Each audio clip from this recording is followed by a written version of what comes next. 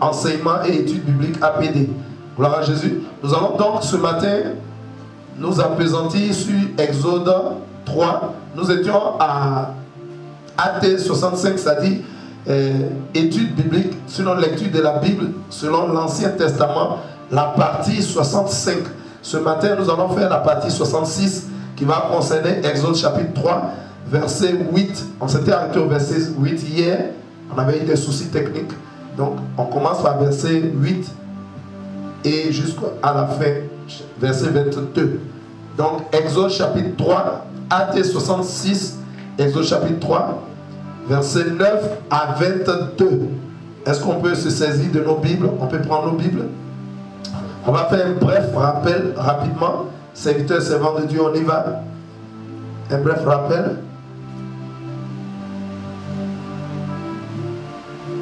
Rappel de ce que nous avons vu hier.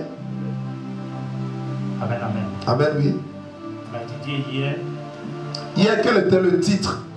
Lorsque nous avons débuté le deuxième livre du Pentateuque, c'est-à-dire Exode, nous avons vu le premier chapitre.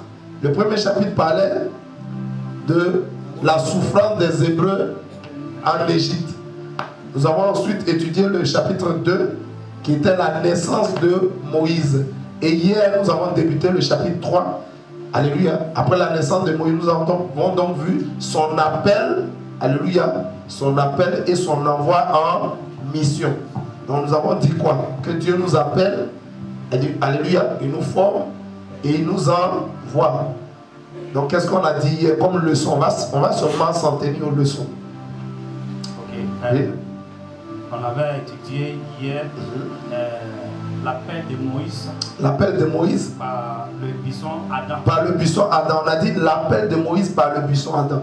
En général, quand Dieu appelle un serviteur, qu'est-ce que Dieu fait? L'appel même d'abord, c'est quoi? Un appel. On avait dit que Dieu ne nous bipe pas. Amen. Il nous appelle. Alléluia. Le bip signifie quoi? Quelqu'un qui vous bip, il lance une communication vers vous, mais vous n'avez pas encore décroché et puis lui il rapproche. Ça veut dire qu'il n'est pas encore l'heure. Ah, il n'est pas encore totalement l'heure. Voilà. Alléluia. Mais quand Dieu vous appelle, quand vous appelez quelqu'un, vous insistez. Et quand on insiste, il faut décrocher, il faut répondre. Amen. Donc l'appel, on a dit quoi? L'appel c'est quoi? Donc selon moi, l'appel c'est une vocation. C'est une vocation, oui. C'est une vocation. À confier une tâche. C'est une vocation. On vous confie une tâche, oui. Voilà, pour exercer un ministère de Un la puissance ministère. de Dieu. Très bien, c'est puissant. Acclamons la puissance de la parole de Dieu. C'est bien défini, c'est bien dit. Amen. Donc, à cette vocation, nous devons répondre à notre vocation. Amen. Alléluia. Amen, amen. Gloire à Jésus. On y va? Oui, pasteur. On a aussi parlé de la montagne. Oui. La On a parlé de la montagne d'Oreb. Où se situe la montagne? montagne se situe derrière le désert. La montagne est derrière le désert. Ce qui voudrait dire quoi? Il faut traverser le désert. Il faut traverser le désert, il faut passer par le désert pour atteindre la montagne de Dieu. Ce qui équivaut à quoi dans le spirituel, dans l'esprit? Le désert signifie quoi?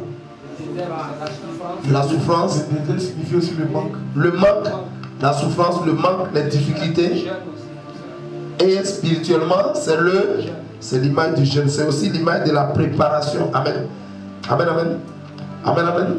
Pour aller à la montagne de Dieu, il faut passer par le désert. Il faut aller prendre un temps de jeûne, un temps de recueillement, un temps de retraite spirituelle afin d'entrer dans la présence de Dieu. Gloire à Jésus. Donc on a dit la montagne est derrière le désert. Amen, amen. Ensuite, qu'est-ce qu'on a dit? Oui. Ensuite, on a dit Dieu se révèle pour appeler Moïse. Alléluia. Dieu se révèle à Moïse. Comment Dieu se révèle à Moïse? On avait dit oui. On a dit hier que Dieu ne se révèle pas à ses serviteurs, tous ses serviteurs de la même manière. Oui. Dieu s'est révélé à Moïse dans le buisson Adam. Il s'est révélé à Moïse au travers du buisson ardent. On a dit qu'est-ce que ça signifie? Un buisson ardent. Ardent signifie quoi? Buisson signifie quoi? C'est ce qu'on avait dit. Buisson, c'était un arbre, un arbuste. Un arbuste, c'est-à-dire un arbre plus petit. voilà, un arbuste très petit, touffu, très bien.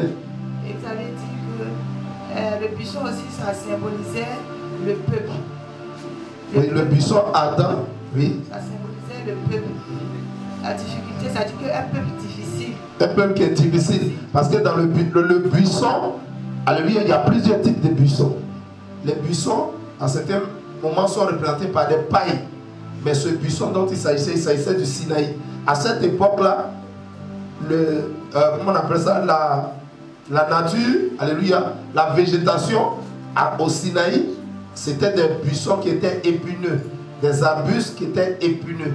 Amen. Donc vous voyez un peu, c'est comme la rose. La rose, elle sent bon, elle est belle à voir. Ok, la fleur rose, elle est belle à voir, mais elle a des épines. Donc on a dit hier, qu'est-ce qu'on a dit donc? Puisque le buisson avait des épines. Et puis vous avez dit que Dieu s'est révélé dans le buisson ardent par le feu, en démontrant à Moïse qu'il était le feu dévorant. D'accord, donc Dieu se révèle d'abord. Moïse ne connaissait pas Dieu. Alléluia. Il n'avait jamais expérimenté la présence de Dieu. La première fois que Dieu se révèle à lui, Dieu lui montre sa nature, sa caractéristique. Dieu se révèle à lui dans le feu. Amen. Et donc, on a dit, en Hébreu 12, verset 29, elle n'a pas fini. Est-ce qu'elle a fini? Tu veux dire? N'oublie pas ce que tu veux dire. Tu comprends? N'oublie pas, s'il te plaît. Combien elle n'a pas terminé?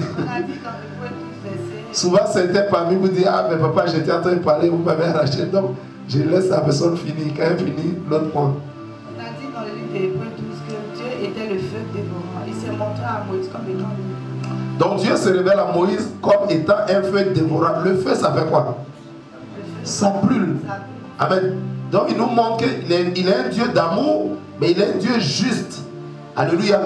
Il est un Dieu redoutable. Gloire à Jésus. Donc il révèle sa nature à Moïse. Ensuite, le deuxième aspect de cette révélation, c'est que le feu, qu'est-ce que le feu fait? Non seulement le feu brûle, mais le feu est un purificateur. Alléluia. Quand vous prenez l'or, l'or se trouve dans la terre. Quand vous prenez l'or est sale, on le fait passer par le feu afin de l'épurer. Donc on a dit sur ce niveau-là, Dieu est celui qui nous sanctifie. La Bible ne dit-elle pas à 1 Thessaloniciens 5, verset 23, alléluia, que le Dieu de paix vous sanctifie lui-même tout entier. Alléluia. Donc qui nous sanctifie? C'est Dieu qui est le feu là. C'est lui qui nous purifie. Amen. Donc Dieu révèle à Moïse sa nature sainte. Pourquoi? Pourquoi Dieu te montre, je t'appelle à me servir, mais attention, moi le Dieu d'amour, je suis un Dieu. Je suis un Dieu saint. Je suis un Dieu saint. C'est pour nous emmener à vivre dans la sanctification. Alléluia. Avant de s'approcher. Avant de s'approcher de Dieu. Amen. Et 1 Pierre 1, verset 15 qui dit, 1 Pierre 1, verset 15 qui dit, le Dieu que vous voulez servir, qui vous a appelé là, il est saint. Vous aussi soyez saint. Donc Dieu révèle sa sainteté à Moïse pour dire attention, je t'ai appelé, mais il ne faut jamais oublier ma nature. Amen. N'oublie jamais ma nature. C'est bon? C'est bon? Ok, allons-y. On dit que le Seigneur Jésus se révèle à nous de façon particulière. Le Seigneur Jésus se révèle à nous de manière particulière, oui. Oui, amen. C'était ça, oui, amen. Nous avons vu aussi que lorsque Moïse était à la montagne, Jésus-Christ lui a demandé d'enlever ses chaussures. Ses chaussures qui symbolisaient le péché et la saleté. Il dit ôte tes souliers, oui. Donc, lorsque nous sommes dans la présence de Dieu, il faut abandonner le mauvais. C'est toujours la même pensée, c'est toujours le même enseignement que Dieu donne. Il nous révèle sa nature, il nous dit, je suis saint. Avant de vous approcher de moi, vous devez ôter le péché, vous devez vous séparer de tout mal, vous devez fuir le mal. Alléluia. Vous devez quitter le monde, alléluia, et les choses qui sont dans le monde, afin de venir à moi. Amen. C'est toujours le même enseignement. Dieu ne change pas, il ne bouge pas. Il nous enseigne la même chose. Amen. C'est ça. Oui. On a aussi vu que le buisson brûlait, mais ne se consumait point. On a aussi vu comme leçon, après avoir révélé, après que Dieu ait révélé en premier sa nature à Moïse, il a commencé à enseigner Moïse. Alléluia. Il a commencé à dire à Moïse, d'accord. Amen. Et déjà, il a commencé à dire à Moïse, tu vois, je t'ai appelé, je vais t'envoyer en Égypte libérer mon peuple. Mais je voudrais te rassurer que mon peuple là, il subit des persécutions là-bas, mais nul ne peut Ça dit, les persécutions, c'est l'image de quoi? Le feu. Buisson ardent. Amen. Mais le buisson brûle, mais il ne peut pas se consumer. Pour dire que nul ne peut détruire le peuple de Dieu. Le peuple de Dieu peut traverser des difficultés, des épreuves. Alléluia, des persécutions. Amen. Mais tant que le peuple reste attaché à Dieu, tant que le peuple reste scotché à Dieu, tant que le peuple, alléluia, obéit et est soumis à Dieu, nul ne peut le détruire. Gloire à Jésus. Amen, amen. Oui. Amen.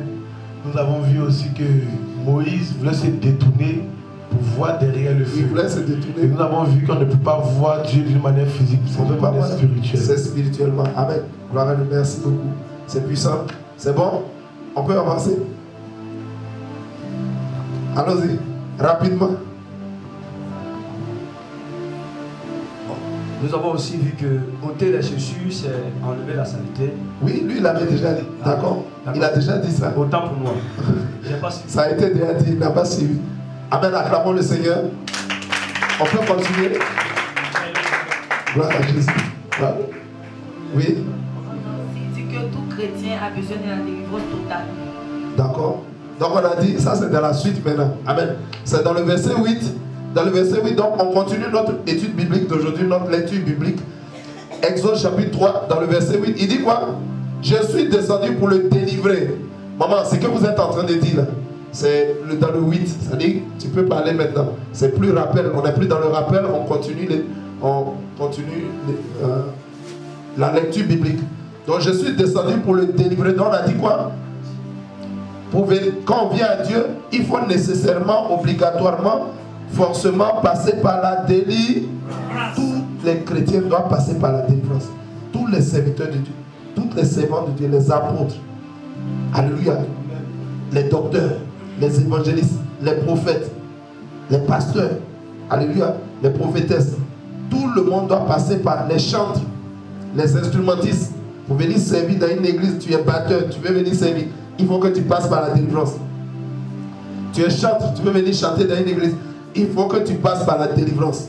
Amen. Tu es pianiste, tu veux venir jouer piano dans une assemblée, il faut passer par la délivrance. Amen, amen. Amen, amen. Gloire à Jésus. Alléluia.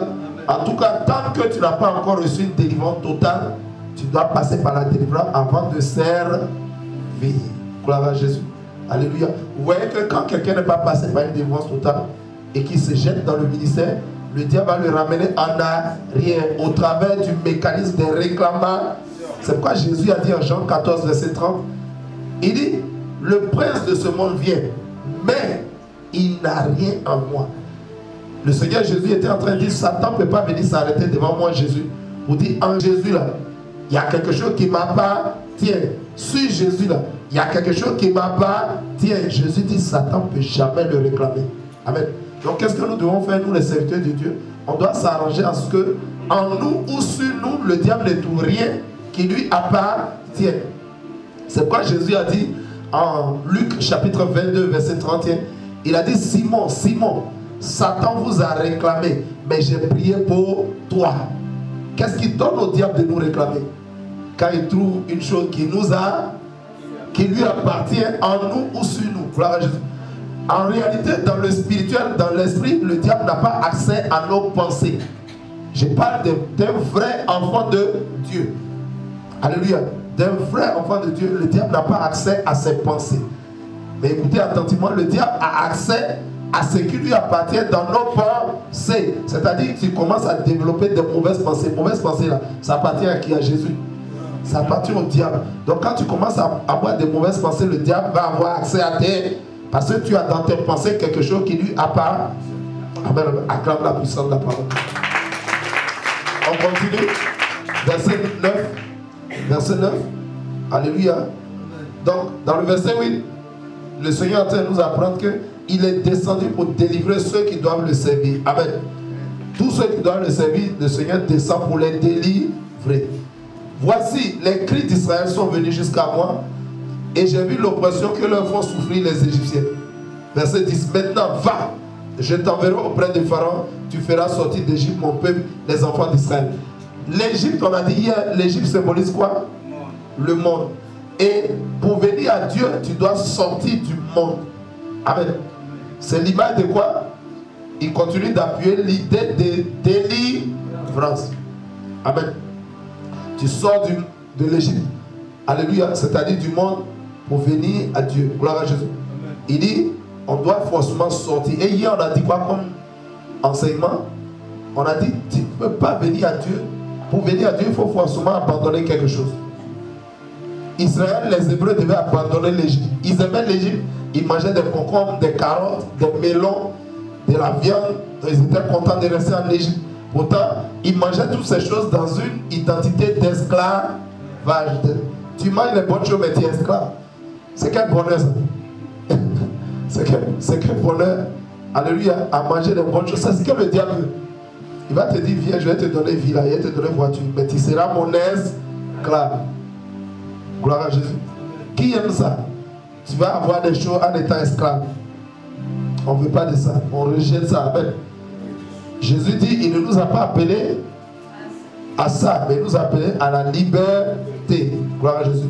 Donc, verset 10, maintenant va, je t'enverrai. Il dit à Moïse d'aller. Alléluia. Après avoir appelé Moïse, il envoie. La Bible dit, Dieu nous prend, il nous nettoie, il nous forme et il nous envoie. Gloire à Jésus. Verset 11, Moïse dit à Dieu, qui suis-je pour aller vers Pharaon et pour faire sortir d'Égypte les enfants d'Israël? Dieu dit, je vais t'envoyer. Tu dis, moi je suis qui? Je suis qui? Pourquoi Moïse dit, il est qui? Pourquoi Moïse le dit, oui? Amen. Oui. Moïse dit qu'il est qui parce qu'il connaît les adorations qui se font en Égypte. Il connaît les adorations qui se font en Égypte, mais oui, il y a les adorations. Mais est-ce que Moïse avait peur des adorations? Oui. Il craignait qui? Il craignait combien vous l'êtes? Moïse. Amen. Oui. Parce que Moïse savait qu'il était pécheur. Moïse savait qu'il était pécheur. Raison. Oui. C'était pas à cause du péché, oui. Oui, pourquoi Moïse dit qui suis-je? Quelqu'un dit que moi je suis qui? Moïse dit que Moïse a dit à Dieu, je suis qui? Parce que Moïse n'était pas digne de Dieu. Il n'était pas digne pour que le Seigneur l'envoie. Amen. Amen. Oui, donc ça rejoint un peu ce qu'il a dit. Qu'il était pécheur, oui, oui. Moïse a dit qu'il est parce qu'il comptait sur lui-même sa propre capacité. Il comptait sur sa propre force. Quand tu dis moi je suis qui? C'est-à-dire tu comptes sur la capacité humaine. Tu comptes sur tes vertus humaines. Tu comptes sur tes propres forces. Qu'est-ce que la Bible dit? En Jérémie 17, verset 5 et verset 7. La Bible dit quoi? Malheur à celui qui place sa confiance en l'homme, qui prend la chair pour appui. Alléluia. Et qui compte sur ses chevaux, ses chars. Alléluia. Mais béni soit l'homme qui se confie en l'Éternel. Nous ne devons pas nous confier à notre propre chair, à notre propre force. Alléluia.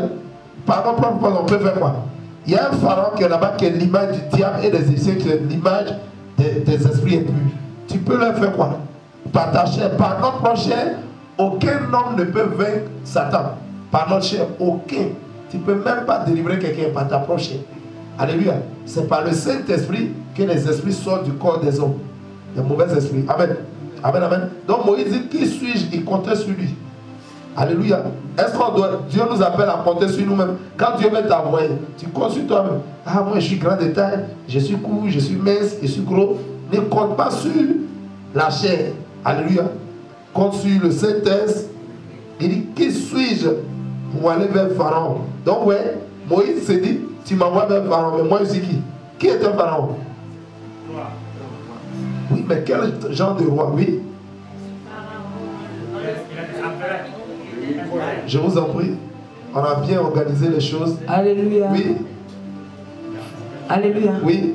Pharaon était un dictateur. Il n'était pas quelqu'un de doux. Pharaon était un oppresseur, un dictateur.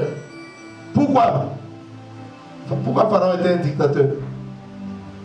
Quel esprit l'animait? Quel esprit animait le Pharaon? Pharaon était un dictateur parce qu'il était animé par l'esprit du diable. Il était animé par l'esprit du diable. Il se faisait Dieu lui-même. Il se faisait passer pour Dieu. Il est homme mais il se croit Dieu. C'était le diable qui l'animait. Donc quelqu'un comme ça, est-ce qu'il a des sentiments? Est-ce qu'il a la pitié? Est-ce qu'il peut éprouver la compassion? Non. C'était comme un homme sans cœur. Donc Moïse, lui, là, c'est un tueur. Déjà même, il y a eu 2 décrets de mort sur la vie de Pharaon, de Moïse. Il y a eu 2 décrets de mort sur la vie de Moïse. Étant bébé, premier décret de mort. Et quand il a tué l'Égyptien, 2e décret de mort. Et on le ramène vers ce Pharaon. Amen. Dieu dit, retourne en Égypte. Donc il se disait qu'il allait encore voir, affronter le même Pharaon qui avait pris le décret de mort. Donc il s'est dit, Pharaon là, c'est un empereur. Moi seul, Moïse, j'allais là-bas, il peut faire quoi? Il comptait sur sa force humaine. Gloire à Jésus. Continuons rapidement. Qu'est-ce que l'Éternel Dieu lui répond? Pendant que tu comptes sur ta force, Dieu te dit quoi? Verset 12. Il dit, Dieu dit, je serai avec toi. Est-ce qu'il a dit, je vais te laisser seul? Amen. Il dit, je serai avec toi. Qu'est-ce que cela signifie? Je serai avec toi. Ça veut dire quoi? C'est pas moi qui vais descendre. Alléluia. Mais c'est toi qui vas aller devant Pharaon. Il dit, toi, présente-toi. Mais c'est moi, je suis derrière toi. Alléluia. Amen, amen. Il dit, je serai. Ça veut dire, compte sur moi. Repose-toi sur moi. Alléluia. Appuie-toi sur moi. La Bible dit à Jean 15, verset 5. Sans Dieu, nous ne pouvons absolument rien. Amen. On ne peut rien faire sans Dieu. Donc Dieu dit, comptez sur moi. Alléluia. Tout ce que nous recevons, tout ce que nous avons en tant que serviteurs de Dieu, nous vient de qui? De Dieu. Il ne faut jamais oublier ça. Alléluia. Je serai avec toi et ceci sera pour toi le signe que c'est moi qui t'envoie. Quand tu auras fait sortir d'Égypte le peuple, vous servirez Dieu sur cette montagne. Il dit quoi? Moi je suis avec toi. Quand tu as fini de les livrer, amène-les à la montagne de Dieu. On a dit hier que la montagne de Dieu symbolise la présence de Dieu. Gloire à Jésus. Amen, amen. Verset 13, continuons. Moïse dit à Dieu, j'irai donc vers les enfants d'Israël, je leur dirai, le Dieu de vos pères m'envoie vers vous. Mais s'il me demande, quel est son nom? Que leur répondrai-je? Moïse dit, ah, donc moi je vais aller, quand je vais aller d'abord, tu m'envoies, je vais voir le peuple, ton peuple là, je vais leur dire, c'est Dieu qui m'a envoyé. Mais comment tu t'appelles? Quel est ton nom? Moïse, c'était sa première rencontre avec le Dieu d'Israël. Il ne connaît pas Dieu, il ne connaît pas son nom. Alléluia. Qu'est-ce que Dieu lui répond? Allons-y au verset 14. Dieu dit à Moïse, je suis celui qui suis. Et il ajouta, c'est ainsi que tu répondras aux enfants d'Israël. Celui qui s'appelle je suis m'a envoyé. Je suis, ça veut dire quoi? Dieu dit, Moïse dit, mais quel est ton nom? En général, si on demande à un homme quel est ton nom, on dit, ah, je m'appelle Jacob, je m'appelle Joseph, Élie, Bernard, Kofi. Amen. Mais Dieu donne un nom que nous ne connaissons pas. Alléluia. Alléluia. Il donne une conjugaison. Dieu dit, je suis. C'est l'auxiliaire quoi? Être. L'auxiliaire être. Il dit, mon nom là, c'est je suis. Acclame la puissance de la parole de Dieu. Nom d'un homme, nom d'un être. C'est la conjugaison d'un verbe. Il dit, je m'appelle, je suis. Il n'a pas dit j'étais. Il n'a pas dit je serai. Il dit, mon nom là, c'est je suis. Gloire à Jésus. Vous savez, tous ces noms qu'on vous a dit ce matin, Kona, Akisi, Yaya, Bernard, Pierre, ces personnes naissent. Alléluia. Grandissent. Alléluia. Avancent. Partent. Disparaissent. Meurent. Alléluia. Amen. D'autres viennent. Naissent. Grandissent. Passent. Gloire à Jésus. Mais l'Éternel Dieu nous donne un nom spécial. Il dit, moi je ne suis pas comme vous. Hein. Toi Moïse, ton père est passé. Ton arrière-grand-père, alléluia, Jacob il est parti. Isaac est mort. Abraham même n'existe plus. Mais moi, mon nom s'appelle je suis. Il n'a pas dit j'étais. Alléluia. Ça veut dire que je suis celui qui ne passe jamais. Je suis passe jamais, je suis jamais dépassé. Alléluia. Alléluia.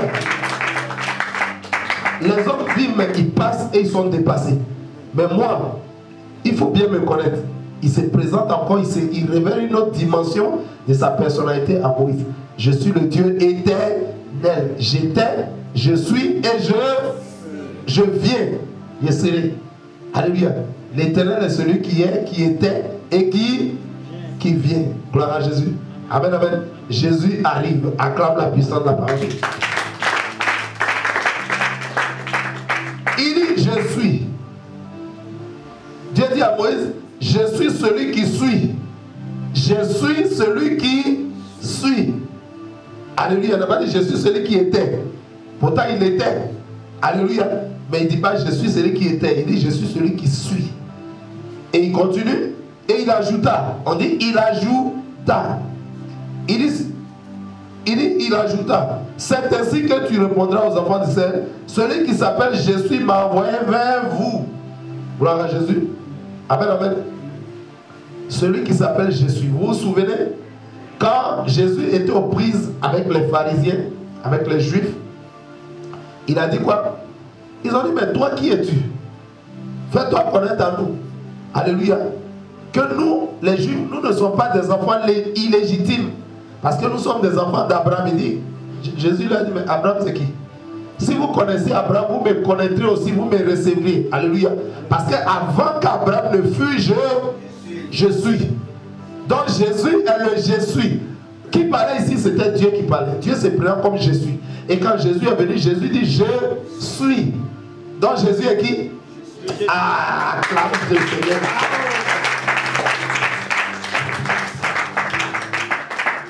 Jésus n'a pas besoin de dire que moi je suis Dieu. Mais par sa vie, par son caractère, par son ministère, par tout ce qu'il fait, tout ce qu'il dit, on sait qu'il est le Dieu véritable. Alléluia. Amen, amen. Le pharisien Simon l'invite dans sa maison et une femme prostituée rentre. Et elle commence à mettre de l'huile sur Jésus. Elle prend ses cheveux pour essuyer ça. Et Simon dit, si lui, cet homme que j'ai invité dans ma maison pour manger, s'il était vraiment prophète, il saurait que cette femme-là n'a pas une bonne vie, que c'est une femme prostituée. Jésus lui dit, mais il a train de penser à ça dans sa maison. Il a invité Jésus, il regarde Jésus. Il a pas ses lèvres n'ont pas parlé, mais il était en train de critiquer Jésus dans son cœur. Jésus dit, Simon, tes pensées que tu as là ne sont pas bonnes. Qui lit dans le cœur des hommes, c'est qui? C'est Dieu, acclame la puissance. Oh. Aïe. Quand tu peux lire dans la pensée des hommes, alléluia. Tu es là, c'est que tu penses, Jésus sait. Là où tu vois là, Jésus dort là-bas. Alléluia. Il est le Dieu véritable. Gloire à Jésus. Amen, amen. Amen, amen. La Bible ne dit-elle pas en 1 Jean 5, verset 19 et 20. La Bible dit, nous savons que Dieu est venu, le Fils de Dieu est venu et qu'il nous a donné l'intelligence pour connaître le véritable. Alléluia. Et nous sommes dans le véritable, pour connaître le Dieu véritable. Et nous sommes dans le Dieu véritable en son Fils Jésus-Christ. C'est lui, Jésus, qui est le Dieu véritable et la vie éternelle. Acclame la puissance. Jésus-Christ est le Dieu véritable. Ici, du temps de Moïse, Dieu se révèle comme je suis. Quand Jésus vient dans la nouvelle alliance, il dit aux Juifs, alléluia, avant qu'Abraham ne soit je suis. Il dit, c'est moi le je suis. Amen. J'étais avant Abraham. Abraham ne sait pas même moi, mais je suis là. Gloire à Jésus. Acclame le Seigneur pour la révélation. Verset 15. Dieu dit à quoi à Moïse? Tu parleras ainsi aux enfants d'Israël. L'Éternel, le Dieu de vos pères, le Dieu d'Abraham, le Dieu d'Isaac, le Dieu de Jacob, m'envoie vers vous. Voilà mon nom pour l'éternité. Voilà mon nom de génération en génération. De génération en génération, le nom de l'Éternel, c'est quoi? Je suis. Je suis. Il ne passe jamais. Il est le Dieu qui n'a jamais commencé et qui ne finira jamais. Il est le Dieu éternel. Il est le Dieu qui était, qui est et qui vient. La Bible dit, toute la terre est remplie de sa gloire. Et ça acclame la puissance de la gloire de Dieu. Il dit, va, verset 16. Va, je rassemble les anciens d'Israël et dis-leur, l'Éternel, le Dieu de vos pères, m'est apparu. Le Dieu d'Abraham, le Dieu d'Isaac, le Dieu de Jacob. Je vous ai vu et j'ai vu ce qu'on vous fait en Égypte. Gloire à Jésus. La Bible dit que l'Éternel, il lui dit, je suis le Dieu qui t'est apparu. Qu'est-ce que la Bible dit à 1 Jean 3, verset 8? Le Fils de Dieu apparu afin de détruire les œuvres du Diable. Il est en train de dire à Moïse, je suis celui qui paraît pour détruire les œuvres des ténèbres. Alléluia. En Égypte, il y a des ténèbres, non? C'est de ça que tu as peur. Ne t'inquiète pas. Je suis celui qui paraît afin de détruire les œuvres du diable. Amen. Moïse avait peur des ténèbres. Alléluia. Il ne faut pas avoir peur des ténèbres. Alléluia. Il ne faut pas craindre les ténèbres. Gloire à Jésus. Pourquoi? Pourquoi nous, les serviteurs de Dieu, les disciples de Jésus, nous ne devons aucunement craindre les... C'est Dieu que tu dois craindre. Ce n'est pas les ténèbres que tu dois craindre. Vous n'avez pas vu le Saint-Esprit en train de... Le diable en train de poursuivre le Saint-Esprit. Lui, le Saint-Esprit fuyait. Pardon, Saint-Esprit, pardon. Le Saint-Esprit dit, le diable, pardon. Vous n'avez pas vu ça? Le diable en train de poursuivre le Saint-Esprit. Mais des enfants de Dieu, des serviteurs de Dieu qui sont habités par le Saint-Esprit, qui fuient les sorciers, qui fuient les démons. Lui, André, c'est un sorcier. Chassez-le de l'église. Lui, André, c'est un sataniste. Chassez-le de l'église. Il a la sorcellerie. Aïe. Mais si nous, l'église, qui devons aider, alléluia, nous chassons les sorciers. Les sorciers vont aller vers qui pour être délivrés? L'église de Jésus-Christ. La Bible dit, nous sommes la lumière du... C'est nous que Dieu a placé. Est-ce que vous savez que le monde dans lequel nous vivons, ce monde-là, tient encore à cause de l'église? Le monde dans lequel nous vivons, le monde est encore stable à cause de l'église de Jésus-Christ. L'église, quand on parle de l'église, on parle de l'église de Dieu. Pas de l'église universelle. Attention, quand je dis l'universel, l'église universelle, je ne parle pas d'une communauté soi-disant universelle. Alors, je parle de l'église de Jésus-Christ dans le monde entier. Tous ceux qui ont reçu Jésus et qui sont habités par le Saint-Esprit, c'est eux qu'on appelle l'église. Tous ceux qui se sont repentis, qui ont cru en Jésus, alléluia, qui sont dans le monde entier dispersés, dans les pays, dans les nations, dans les villes. Alléluia. C'est l'église universelle, la véritable église de Dieu. Par le nom d'une communauté. Quelqu'un comprend? Gloire à Jésus. Donc, si le monde est stable encore, c'est à cause de l'église. Le corps du Christ, qui est Dieu, Jésus est la tête de l'église, il est parti. Mais son esprit est là. Alléluia. Et dirige, guide son église. C'est à cause de l'église que le monde est stable. Souvent, quand les gens ont une église dans un quartier, hey, ceux-là nous dérangent. On veut dormir, on veut se reposer. Tu vas te reposer. Hein? Alléluia. En enfer, là-bas, il n'y a pas de repos. Est-ce que quelqu'un me comprend? Il n'y a point de repos en enfer. La Bible dit, les âmes égarées seront tourmentées jour et nuit pour des siècles et des siècles. Il n'y a pas de repos là-bas. Pendant que tu es encore sur la terre, je t'en prie, accepte Jésus, reçois Jésus. Crois en Jésus, donne ta vie à Jésus. Alléluia. Et marche dans la sanctification, marche en nouveauté de vie, dans la sainteté, dans la pureté. Pour que tu puisses entrer au ciel. Parce qu'en enfer, il n'y a point de repos. Les hommes veulent trop se reposer. On te donne lundi, mardi, mercredi, jeudi, vendredi. Alléluia, dimanche. Mais dimanche, le jour du Seigneur, tu veux encore... Est-ce que Dieu s'est reposé tous les jours? Dieu travailla 6 jours et le 7e jour, il se reposa. Amen, amen. Gloire à Jésus. Quelqu'un comprend? Quelqu'un comprend? Acclame le Seigneur si tu comprends. Nous étions à quel verset? Nous étions au verset 17. Il dit verset 17, et j'ai dit, je vous ferai monter de l'Égypte où vous souffrez dans le pays des Cananéens, des Héthiens, des Amoréens, des Phérésiens, des Éviens, des Jébusiens, dans un pays où coule le lait et le miel. Hier nous avons dit quoi? Canaan, ce que Canaan représente pour les Hébreux, qu'est-ce que cela représente pour nous les chrétiens, les disciples de Jésus? Notre Canaan, c'est le ciel. C'est le paradis. C'est le ciel. On s'en va au ciel. Gloire à Jésus. Or, la saleté n'entre pas au ciel. Le péché n'entre pas au ciel. Tout ce qui est faux ne peut entrer au ciel. Tout faux. Aucun faux ne peut rentrer au ciel. Gloire à Jésus. Donc le Seigneur dit, le Seigneur insiste sur la délivrance. Il dit, je vous ferai monter de l'Égypte. C'est toujours l'idée de délivrer. Je vous ferai sortir de l'Égypte. C'est toujours la délivrance. Verset 18, ils écouteront ta voix et tu iras, toi et les anciens d'Israël, auprès du roi d'Égypte, et vous lui direz, l'Éternel, le Dieu des Hébreux, nous est apparu. Permets-nous de faire 3 journées de marche dans le désert pour offrir des sacrifices à l'Éternel, notre Dieu. Gloire à Jésus. Amen, amen. Amen, amen. Donc, ils doivent aller parler au Pharaon en leur propre nom. Il doit dire, nous on est les responsables, on est les anciens des Hébreux. On est venus, il faut libérer à cause de nous les anciens, c'est ça? Il doit parler au nom de qui? Au nom de Jésus.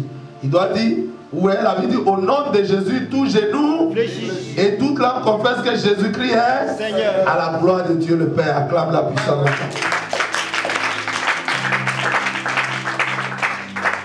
Regardez ce que la Bible dit. L'Éternel, le Dieu des Hébreux, nous est apparu.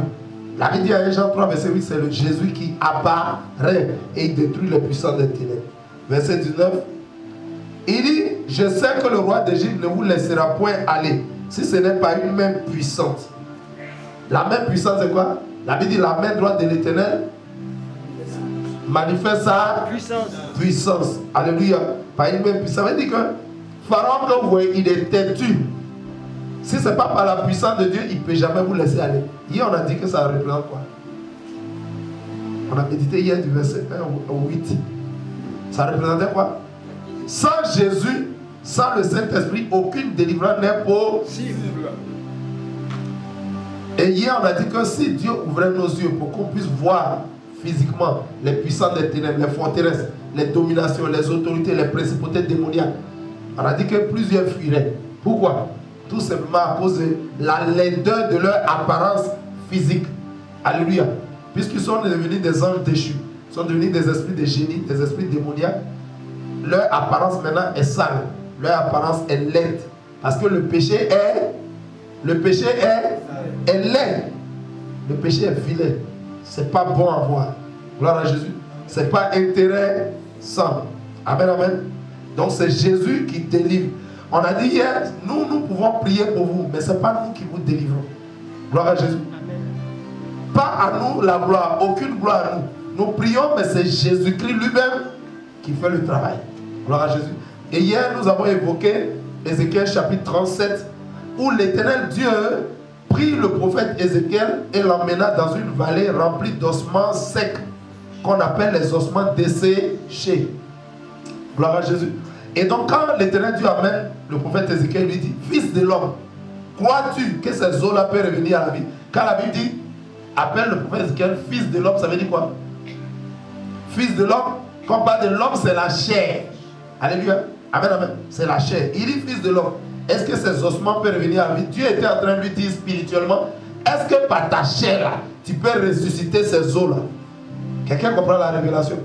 Est-ce que par la chair d'un homme, il peut accomplir un miracle? Est-ce que charnellement, on peut chasser un démon? C'est ce qu'il était en train de lui dire. Fils de l'homme, ça veut dire, par ta chair. Il dit, fils de l'homme, est-ce que ces eaux-là peuvent revenir à la vie? Ça veut dire charnellement. Par la main d'un homme, par le pouvoir d'un homme, par ta force humaine, est-ce que tu peux faire un miracle? Est-ce que tu peux accomplir? Tu peux chasser des démons? Est-ce que tu peux ressusciter un mort par ta force humaine? Jamais. Amen. Le prophète Ézéchiel répondit. Il dit, mon père, toi seul le sais. Et le Seigneur lui dit, tu as bien parlé. Voici comment on va travailler. Il s'est tenu dans l'humilité. Il pouvait dire, oui, moi je suis un bishop. Oui, Dieu, je sais, ces eaux-là, ils peuvent revenir. Il dit, non, non, papa, moi je ne sais pas. C'est toi seul qui sais. L'Éternel dit, tu as bien. Voici comment on va travailler. Toi, fils de l'homme, parle sur ces ossements desséchés. Et moi, l'Éternel, je vais les ramener à la vie. Comment on appelle ça? Une collaboration.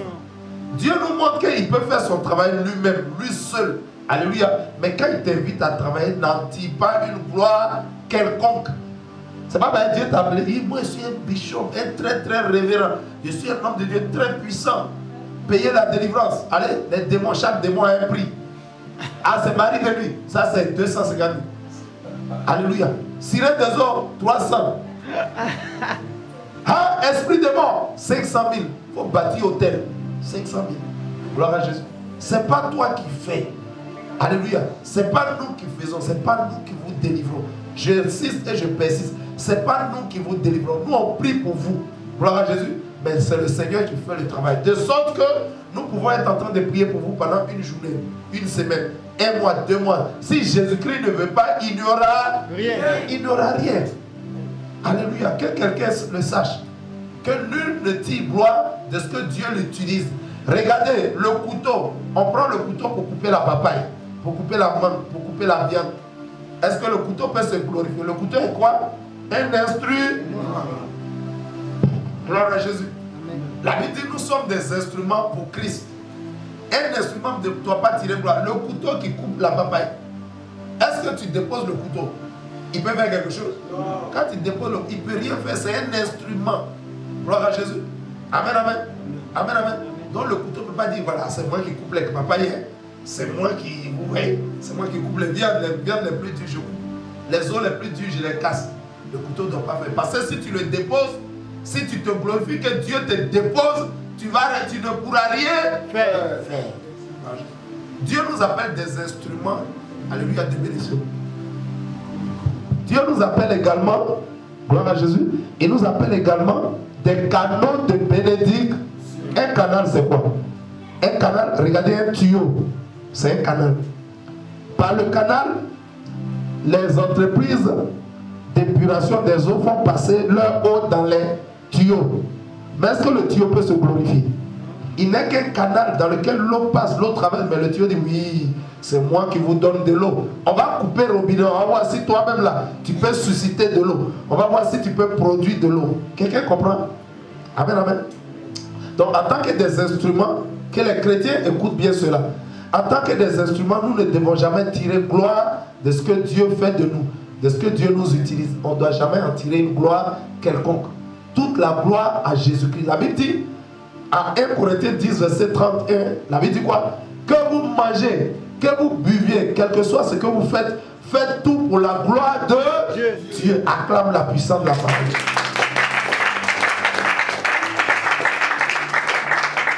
C'est la parole de Dieu. Quel que soit ce que nous entreprenons, on doit tout faire pour sa gloire. Tout pour sa gloire. Tout pour sa gloire. Rien, alléluia, on ne doit pas tirer gloire. Parce que nous ne sommes rien. Gloire à Jésus. Alléluia, c'est Jésus qui est tout. C'est Jésus qui est Dieu. C'est Jésus qui est fort. Gloire à Jésus. Amen, amen. Il nous appelle comment? Des instruments.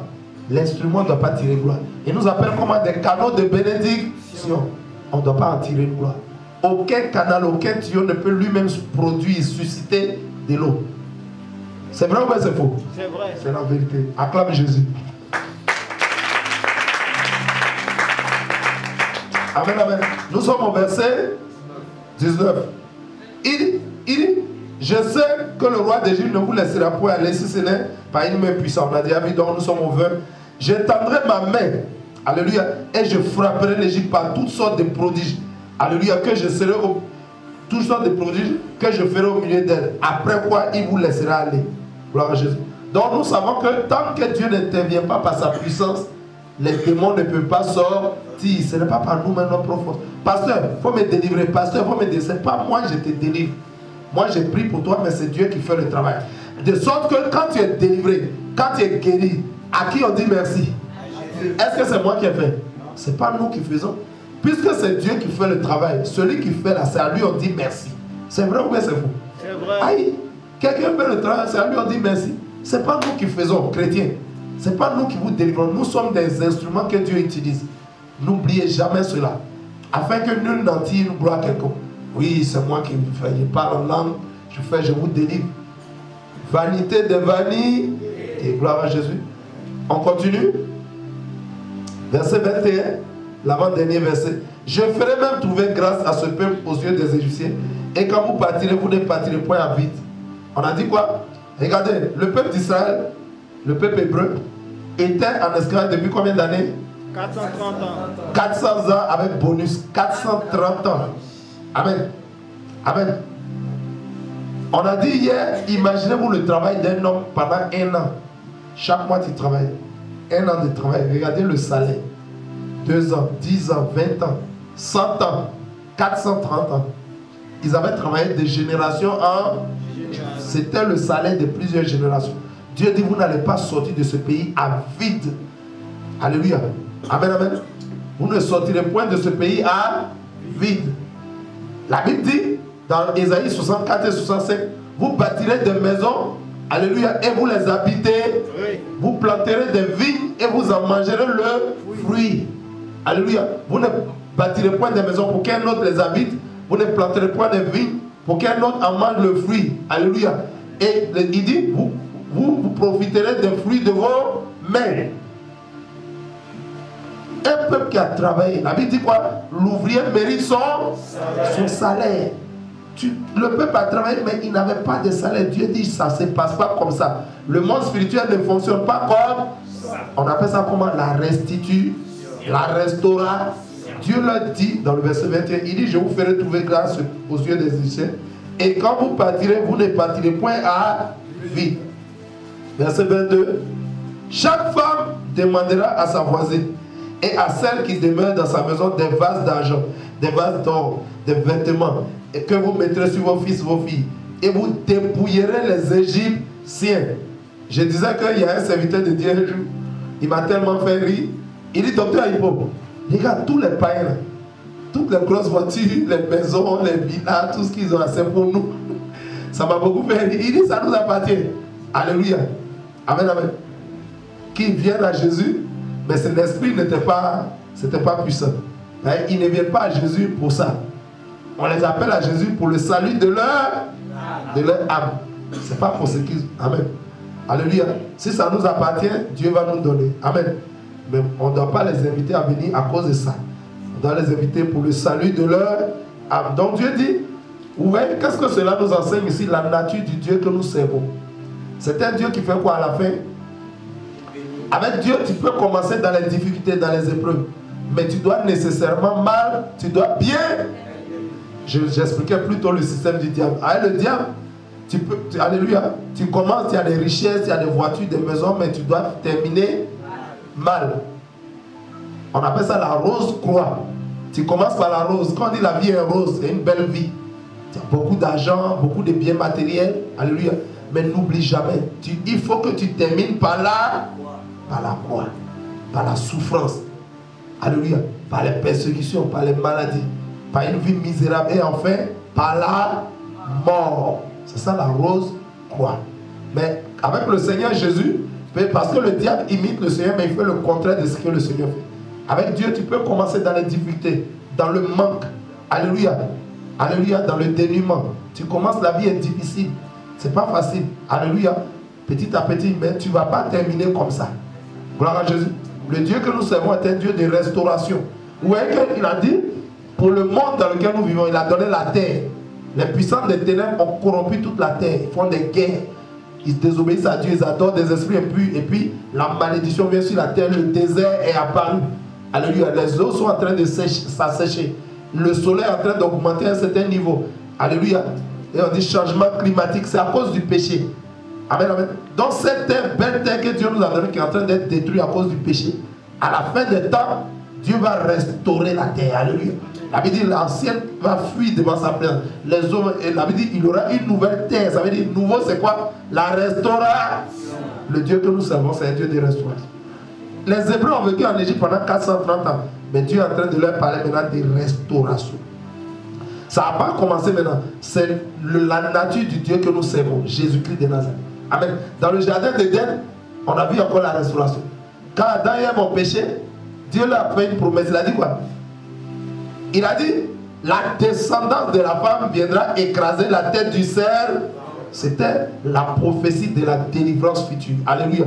Dieu était en train de prophétiser la délivrance. Il est le Dieu qui commence avec nous. Alléluia. Et il nous restaure. La terre ne va pas rester telle qu'elle est. Elle sera restaurée. Amen. La terre sera changée. Elle sera transformée. Alléluia. La Bible dit il y aura une nouvelle terre. Ça nous enseigne quoi? La restauration. Le Dieu que nous servons, c'est un Dieu de restauration. C'est pourquoi nous allons lire les textes suivants. Dans la leçon, on a fini un verset 22. Alléluia, on va aller dans les leçons. Je voudrais que dans les leçons, on aille d'abord au niveau de la première révélation de Dieu à Moïse en tant qu'un buisson ardent. Le buisson ardent symbolise qui? Le peuple et le peuple d'Israël. Le buisson ardent, c'est le peuple d'Israël. Un peuple qui va être persécuté, mais qu'on ne pourra point détruire. Il va brûler, mais il ne va pas se consumer. Amen. Amen, amen. Amen, amen. Amen, amen. Acclame la puissance de la parole de Dieu. Il était en train de dire à Moïse, ce peuple vers lequel je t'envoie, mon peuple, pour le délivrer. je te rassure, aie confiance en moi. Nul ne pourra le détruire. Je veux annoncer à quelqu'un, tant que tu t'approches à Jésus, tant que tu t'attaches à Jésus, s'attacher à Jésus, c'est marcher dans sa parole, c'est vivre sa parole, c'est obéir à sa volonté. Tant que tu obéis à la volonté de Dieu, nul ne pourra te détruire. Amen. Parce que tu es un buisson ardent. Tu es un buisson ardent. Tu es un feu dévorant. Alléluia. Amen, amen. Et je prie que pendant que tu es en train de prier, toute parole qui se sort de ta bouche soit comme la flamme d'un feu dévorant. La Bible dit à Hébreux 12, verset 29, le Dieu que nous adorons est aussi un feu dévorant. C'est pourquoi quelqu'un va prendre Jérémie 1, 19. Un autre serviteur va prendre Jérémie 15, verset 20. Ce sont des textes que vous devez méditer d'ici demain pour que nous puissions continuer la lecture biblique. Amen, amen. Amen, amen. Quelqu'un prend Ésaïe 43, verset 2. Je reprends. Une personne prend Jérémie 1, 19. Un autre, Jérémie 15, verset 20. Choisissez, hein, comme ça on va lire rapidement. Quelqu'un d'autre prend. Moi-même, je prends Psaume 34, verset 20. Je prends Psaume 34, verset 8. Quelqu'un d'autre prend Ésaïe 43, verset 2. Jérémie 1, 19. Jérémie 15, 20. Je prends personnellement Psaume 34, verset 20. Je prends Psaume 34, verset 8. Quelqu'un d'autre prend Ésaïe 43, verset 2. Et enfin, Psaume 23, verset 4. On va lire rapidement. C'est la conclusion de la lecture biblique d'aujourd'hui. Oui. On y va. Qui prend? Amen. Oui. Jérémie 15, verset 20. Oui. Je lis la parole du Seigneur. Je te rendrai pour ce peuple comme une forte muraille. Il dit, il rendra, alléluia, pour le peuple égyptien, il rendra les Hébreux comme une forte muraille tout autour d'eux. La Bible ne dit pas en Zacharie 2, verset 5, l'Éternel Dieu est autour de son peuple, Zacharie 2, verset 5. L'Éternel Dieu est autour de son peuple comme une muraille de feu. Est-ce qu'une muraille de feu, tu peux traverser ça? C'est une barrière infranchie, parce que si tu veux traverser, ça va te brûler. On continue? Ouais. Ils te feront la guerre. Ils te feront la guerre. Mais ils ne te vaincront pas. Ils ne te vaincront pas. Car je serai avec toi. Car je serai avec toi. Pour te sauver. Pour te sauver. Et te délivrer. Et te délivrer. Dit l'Éternel. Dieu parle de salut et de délit. Il te délivre pour que tu aies le salut. Gloire à Jésus. Jérémie 1, 19. C'est une parole de fortification. Le Seigneur nous fortifie. Il pouvait dire prenez courage car j'ai déjà vaincu le monde. On continue rapidement. Jérémie 1, 19.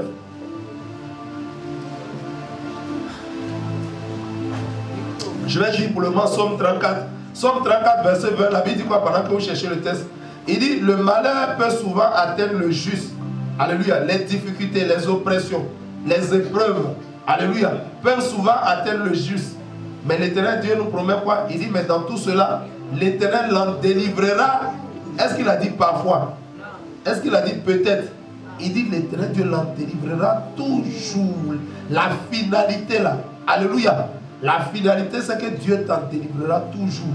L'issue de ta vie, alléluia. La finalité c'est que Dieu va toujours t'en délivrer. Tu ne resteras pas dans ça. Il va t'en libérer. Psaume 34 verset 8 dit quoi? Alléluia. Il dit clairement, l'ange éternel campe autour de tous ceux qui craignent Dieu et il les arrache aux dents. Si tu crains Dieu, Dieu va toujours t'en délivrer. Alléluia. Il va te délivrer toujours de tes oppressions. On y va. Ésaïe 43 verset 2. Bon, Jérémie 1 verset 19, oui. Oui. Jérémie 1, 19. Yes, celui qui a ça. Tu vas prendre 43, hein? Oui. Ils te feront la guerre. Ils te feront la guerre. Mais ils ne te vaincront pas. Est-ce que Dieu dit aux chrétiens que tu n'auras jamais de problèmes, tu n'auras jamais de difficultés, tu n'auras jamais de situations difficiles? Est-ce que Dieu nous promet ça? C'est un évangile de la prospérité. Il y a des gens qui disent viens dans notre église et tu ne vas plus jamais souffrir. Viens dans notre église, tu ne vas plus jamais avoir faim. Ce n'est pas la vérité. Viens dans notre église, tu ne vas plus jamais tomber malade. Un jour, on a invité un pasteur pour prêcher. Et le pasteur, il est venu, non, un chrétien ne doit jamais tomber malade. Nous-mêmes, notre pasteur principal, il était malade. Le dimanche, même pendant qu'on était au culte en lui-même, là, il était souffrant. Il a regardé le monsieur comme ça, il dit, dites-lui de descendre de la chair. C'est quelle prédication? Dites-lui de descendre. Chrétien tombe plus malade, c'est quoi ça? C'est un évangile de la prospérité. Vous tous, vous n'êtes jamais tombé malade. Souvent, vous ne toussez pas un peu. Des fois, on n'a pas un peu de migraine. Alléluia. La Bible dit que l'apôtre Paul, alléluia, avait dans sa chair une écharde. Alléluia. L'apôtre Paul avait dans sa chair une écharde. Amen, amen. La belle-mère de Pierre était malade. Alléluia. Amen, amen. Élisée est mort d'une maladie. Vous comprenez? Donc il dit, non, chrétien, donc il est resté de chrétien, donc pas mal. Le pasteur a dit, dis-tu de descendre. C'est n'importe quoi il est en train de prêcher. Il est en train de nous prêcher un message, un évangile de prospérité. Le chrétien peut souffrir. Dieu dit, tu peux souffrir. Tu peux traverser des difficultés. Alléluia. Qui représente le désert. Un chrétien, nous-mêmes là, quand on sort de l'Égypte là, est-ce qu'on tombe directement à Canaan? Est-ce que quand les Hébreux sont sortis, ils sont tombés directement à Canaan? Que la terre où coule le lait, ils vont traverser le désert. C'est un enseignement. Dieu est en train de nous dire, quand vous allez sortir du monde, l'Égypte, vous allez passer forcément par le désert. Le désert, il n'y a pas de nourriture, il n'y a pas d'eau. Ça veut dire, s'il n'y a pas de nourriture, ça veut dire quoi? Tu vas, étant chrétien, tu peux avoir faim. S'il n'y a pas d'eau, ça veut dire quoi? Étant chrétien, tu peux avoir soif. Ça veut dire qu'on peut couper ta facture de CU, on peut couper ta facture de Sodeci. Tout ça, c'est le désert. Alléluia. Amen. C'est pas pour ça que tu as abandonné l'œuvre. C'est pas pour ça que tu as quitté l'église. Le propriétaire de la maison peut venir te menacer. Tout ça, c'est les épreuves, c'est le désert. Mais c'est pas pour ça que tu as quitté la présence de Dieu. Amen. Donc, quand ils ont quitté en Égypte, ils ont traversé le désert avant d'entrer en Canaan. Vous comprenez? Souvent, quand j'enseigne à l'école biblique, les pasteurs me disent, docteur, pourquoi on ne peut pas directement, quand on est devenu chrétien, on doit devenir riche directement? Il dit, ça ne fonctionne pas comme ça.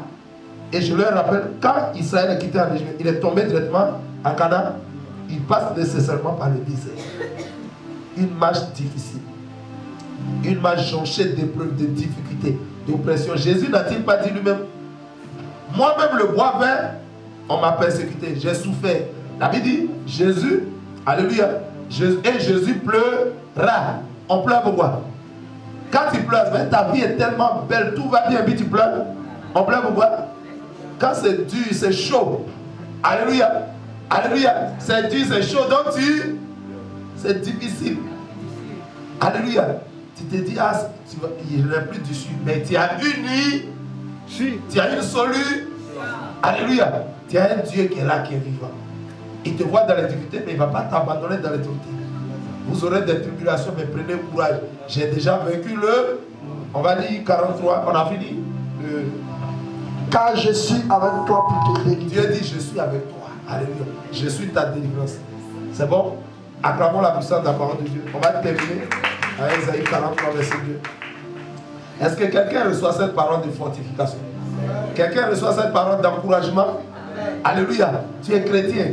Tu es chrétien, tu es disciple de Jésus. Prends courage. Alléluia. Peut-être pendant que nous sommes en train de parler, il y a des gens qui ont faim. Pendant que nous sommes en train de parler, il y en a qui ont soif. Ils ne savent pas comment ils vont régler ça. Prends courage. Le Seigneur te dit, il est avec toi. Alléluia. Alléluia.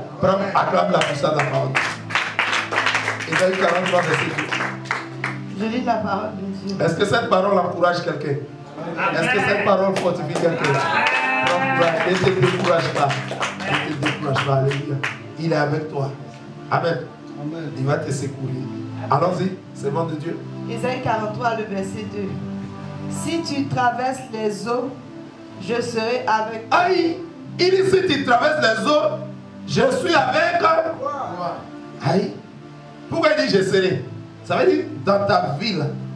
Allez, pendant que tu avances, si tu rencontres épreuve de l'eau, je suis avec toi. Amen. On continue. Et les fleuves, ils ne te submergeront pas. Les fleuves ne te submergeront pas. Et c'est quand, plus tard, quand Moïse va faire sortir le peuple d'Israël, alléluia, ils vont passer forcément, avant d'arriver dans le désert, il y a d'abord la mer Rouge, qui est aussi un obstacle, qui est aussi une preuve. Parce que nous les hommes, nous ne sommes pas des poissons. Qui traversent l'eau en faisant chose? C'est les poissons. L'eau là, c'est le milieu naturel de qui? Des poissons. Alléluia. Mais Dieu est celui-là qui noie les poissons dans son univers. Ah, tu ne connais pas le Dieu tout-puissant, le Dieu redoutable. Lors de Noé, alléluia, des lâches. Même les poissons même qui ont été dans l'eau ont été noyés dedans. Dieu à celui-là, il va te noyer même. Toi, tu dis, oh, je maîtrise la science. Ici, là, c'est mon territoire. C'est ce que Pharaon a dit. Pharaon a dit, en Égypte, ici, c'est moi, je suis Dieu ici. C'est mon territoire. Alléluia. Il dit, c'est mon territoire. Gloire à Jésus. Mais il ne sait pas que, même en Égypte, Dieu est le maître de l'Égypte. Même dans chez toi, là, c'est Dieu qui commande là-bas. Amen, amen. Dieu commande dans le monde spirituel, alléluia, de la lumière. Il commande dans le monde spirituel des ténèbres. Il est le chef partout. Somme 24, verset 1 dit quoi? À l'Éternel, la terre et ce qu'elle renferme, le monde et tous ceux qui la acclament la puissance de la parole.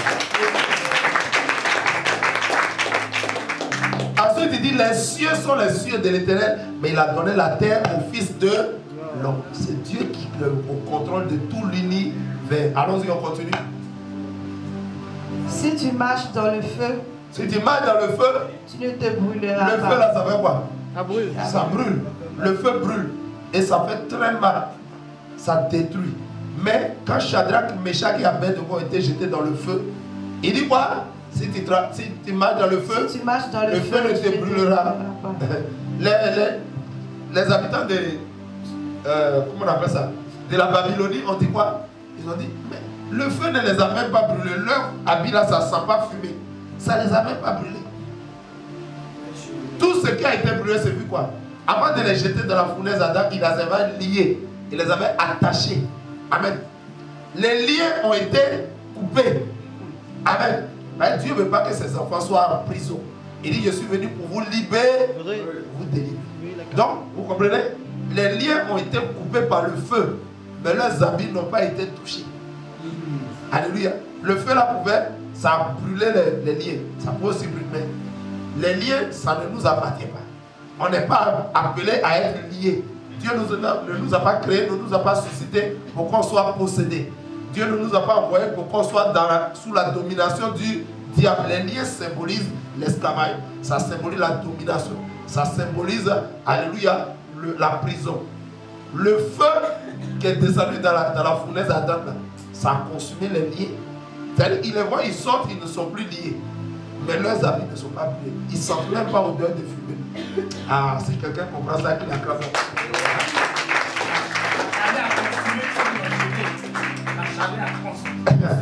C'est très bien. Ce qui ne t'appartient pas, alléluia, ce que Dieu ne t'a pas donné là, alléluia, Dieu ne veut pas que ça reste sur toi. Quelqu'un comprend la révélation? Ce que Dieu ne t'a pas donné là, il ne veut pas que ça reste sur toi.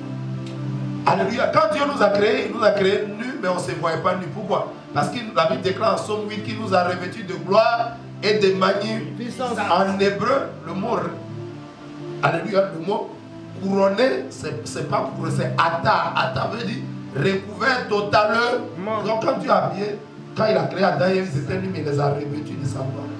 C'était comme une fumée opaque qui les environnait. C'était comme, les nuages. Quand l'avion passe derrière les nuages, on ne voit pas l'avion.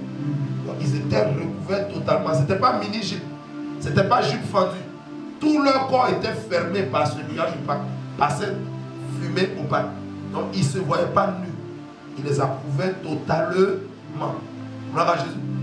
Mais quand ils ont péché que la gloire a disparu, ils cabotent. La gloire c'est cabote. Ils cabotent, la gloire est partie. Alléluia. Donc Dieu a fait quoi? Il prit des feuilles de figuier pour se... feuille de figuier. Où est ma mère là? Une feuille de figuier à 5 pétales. Si tu prends ça là pour te fermer, alléluia, on va voir. On va voir ta nuit dit, Dieu ôta les feuilles de figuier. Ensuite, c'est une feuille. La feuille, elle sèche. Quand une feuille sèche, elle va voir, elle se rétrécit. Mais Dieu ôta les feuilles de figuier. La vie dit quoi? Dieu les revêtit, le revêtement. C'est la couverture totale du corps. C'est cet habillement que Dieu a donné aux hommes à l'origine. La couverture totale par sa gloire, par le péché, la gloire a disparu. Et la couverture totale par une peau d'agneau, toujours. Comment? Regardez quelle leçon ça. Dieu ferme tout le corps de l'homme. L'homme pêche, ça disparaît. On voit ça. Dieu ferme encore tout le corps. Ça veut dire quoi? Dieu ne veut pas quoi? Dieu ne veut pas quoi? Il ne veut pas voir le corps des chrétiens. Les anges ne sont pas appelés à avoir notre nudité, à avoir l'intimité des chrétiens. Donc l'habillement d'un chrétien, c'est la fermeture totale de son corps. Habit, tout est fermé. Petit, on ferme tout. On ne laisse pas la poitrine ouverte pour voir ici. Tout est fermé, on ne porte pas mini-jupe. C'est pourquoi l'apôtre Paul pouvait dire à Timothée 2, je veux aussi que la femme chrétienne soit vêtue d'une manière. Je vois les serviteurs de Dieu. Il faut tout fermer, il faut tout cacher. Tu portes une longue jupe, mais c'est à une longue fente quand tu marches devant ta cuisse sort. Qui veut regarder ça? Alléluia, les anges ne doivent pas voir. Partout un chrétien marche, les anges sont dans ta maison, ils t'escortent partout. Tu as garde de corps gratuit. Maintenant, si tu montes ton corps, les gardes de corps vont. De toute façon, elle est habillée là. Comment elle est habillée? Ils sont gênés, ils sont dérangés, ils vont partir. Gloire à Jésus. Quelqu'un comprend la révélation? Hein? Alléluia. Il a dit quoi? Qu'est-ce qu'on a dit? Alléluia. Et la flamme ne t'embrasera. La flamme ne va pas t'embraser. Où est pourquoi la flamme ne l'a pas embrasé? Pourquoi? Dieu, c'est Dieu qui a créé le corps de l'homme. Amen. Amen, amen. Et quand il a créé le corps de l'homme, la seule chose qu'il a mis sur le corps de l'homme, c'est quoi? C'est un habillement qui recouvre tout son corps. Donc, ce que Dieu a créé, ce que Dieu a mis sur toi, c'est ça qui doit être sur toi. Est-ce que Dieu a mis bout d'oreille? Non. Quand il les a créés, est-ce que Dieu leur a mis des bracelets? Non. Est-ce que Dieu leur a mis des chaînes? Non. Est-ce que Dieu leur a mis des bagues? Non. Est-ce que Dieu a mis des vernis à ongles? Non. Dieu leur a mis des perruques? Non. Des mèches? Non. Des défrisants? Non. Ce que Dieu n'a pas mis sur toi, il ne veut pas voir ça sur toi. Même la Bible dit à 1 Corinthiens 11, verset, la nature ne vous enseigne-t-elle pas? La nature même nous enseigne. Quand vous voyez la mer, tout ce qui vient dans la mer qui n'est pas, que Dieu n'a pas créé, la mer rejette ça. Alléluia. La mer rejette naturellement toutes les saletés, toutes les impuretés. C'est un enseignement que Dieu donne. Ce qu'il ne t'a pas créé, ça pour pas, ça va être sur toi. Gloire à Jésus. La mer rejette naturellement. Regardez le corps de l'homme. Quand souvent les médecins font des opérations puis mettent des choses, le corps rejette. Et ça, c'est pas. Si on met caoutchouc, ça rejette. Donc ils ont été obligés de réfléchir quand pour blaguer le corps. Ils utilisent maintenant aujourd'hui une matière là qui ressemble au corps de l'homme. C'est ça que le corps, le corps accepte ça. Pas chose, mais quand même, mais c'est pas vraiment ça. Amen, amen. Donc si le corps n'accepte pas dans le domaine médical, si on te fait une opération, qu'on met des choses, le corps n'accepte que ce que Dieu a créé avec lui. C'est vrai ou c'est faux? C'est vrai. On dit le corps n'accepte pas, qu'on met des choses. On dit non, le corps rejette ça. Il sait qu'on ne l'a pas créé avec ça. La nature nous enseigne. Le corps rejette. La mer rejette. Donc quand Shadrach, Meshach et Abednego se sont retrouvés dans le feu, leur corps n'a pas été brûlé. Pourquoi? C'est Dieu qui leur a donné le corps. Leurs habits n'ont pas été brûlés. Pourquoi? Quand Dieu a créé l'homme, Dieu lui a donné habit. Alléluia. La seule chose que Dieu a mis sur nous, c'est habit. Est-ce qu'il a mis chaîne? Non. C'est comme vous voyez que Jésus-Christ, alléluia, quand il est venu, il n'avait pas bague, il n'avait pas bracelet, il n'avait pas chaîne, il n'avait pas, il ne faisait pas le... Jésus, la Bible dit qu'il avait sa seule tunique sur lui. Tout ce qui était sur Jésus, c'était sa tunique. Amen. Est-ce que Jésus portait des grosses bagues pastorales? Des bagues noires, est-ce que Jésus portait ça? Jésus n'avait pas de bagues. Sans bague, tu peux être pasteur. Amen. Alléluia. Sans chaîne à un croix au cou, tu peux être pasteur. Est-ce que Jésus a une chaîne à un croix au cou? Sans bague, tu peux être pasteur. Allez, Jésus avait sa tunique. Et puis la tunique de Jésus, Jésus est le grand roi, le Seigneur. Sa tunique devait être une tunique brodée, un bazin de riches. Alléluia. Mais la Bible dit sa tunique était d'une seule couture. Simple beaucoup. Jésus, le grand roi, il vient sur la terre simple beaucoup. L'humilité. Jésus s'est humilié lui-même. Est-ce que quelqu'un comprend la révélation? Donc c'est pourquoi, mais les liens là, est-ce que Jésus nous a créé des liens? Leur corps n'a pas été brûlé, leurs habits n'ont pas été brûlés, mais est-ce que Jésus nous a créé des liens? Est-ce que Jésus nous appelle à être liés, à être dans l'esclavage? Non. C'est pourquoi leurs liens ont été brisés par le feu. Le feu qui symbolise qui? Jésus-Christ de Nazareth. Donc Jésus avait dit non, mes enfants, je ne vous ai pas créé un lien. Il a brûlé les liens. Mais il n'a pas brûlé leur corps et puis leurs âmes acclament la puissance de la parole. Donc on termine la lecture. On a fini. Psaume 23. 43 est fini. Donc Psaume 23 verset 4. Je lis la parole de Dieu. Quand je marche dans la vallée de l'homme, quand je marche dans la vallée de l'homme de la mort, je ne crains aucun mal. Je ne crains aucun Mal, oui, on continue. Car Car tu es avec moi. Ah, alléluia. Quelqu'un comprend tous les versets que nous avons lus. Le Seigneur dit à ses enfants, je suis avec vous. Chrétien, disciple de Jésus, serviteur, servant, Dieu est avec toi. Même si tu as faim, Dieu est avec toi. Si tu as soif, il est avec toi. Si tu n'as pas pu payer ta maison, il est avec toi. C'est pas parce que tu n'as pas payé ta maison que Jésus n'est pas là. Alléluia. Il va payer ça. Alléluia. Mais il veut te former. Il veut te prouver. Il veut te tester. Il veut t'évaluer. Il veut voir ta valeur. Est-ce que parce que tu n'as pas payé maison, tu as abandonné Jésus? Alléluia. Amen, amen. Ça veut dire que tu n'es pas dit d'aller au ciel. Amen, amen. Parce qu'au ciel, là-bas, il y a maison, château qui t'attend là-bas. Toutes les bonnes œuvres que tu fais ici, alléluia, dans l'évangélisation. Alléluia, dans les croisades d'évangélisation. Alléluia, dans la délivrance, ta sueur coule. Ta sueur même spirituellement, elle est comme des grumeaux de sang. Amen, amen. Ça t'est bâti au ciel là-bas des châteaux. Du marbre. Gloire à Jésus. C'est pourquoi Jésus te dit, je m'en vais vous préparer une place. Quand j'aurai fini de la préparer, je viendrai vous chercher afin que là où moi je suis, vous aussi vous soyez avec moi. On termine. Ta roulette et ton bâton me rassurent. La roulette et le bâton de Dieu te rassurent. La roulette, c'est le bâton de commandement. Amen. Ta roulette, sa roulette et son bâton te rassurent. Oui. C'est bon? Acclamons la puissance de la parole de Dieu. Amen, amen. Je pense que quelqu'un a compris les leçons d'aujourd'hui. Vous avez bien compris? Que le Seigneur soit béni. Dieu nous a richement bénis aujourd'hui. Il y a plusieurs leçons, plusieurs enseignements lors de cette lecture biblique. Alléluia. Que le Seigneur vous bénisse. Si quelqu'un est dans la joie, il peut acclamer le roi des rois. Je voudrais que vous reteniez que... J'aimerais bien que vous puissiez retenir tous ceux qui nous suivent.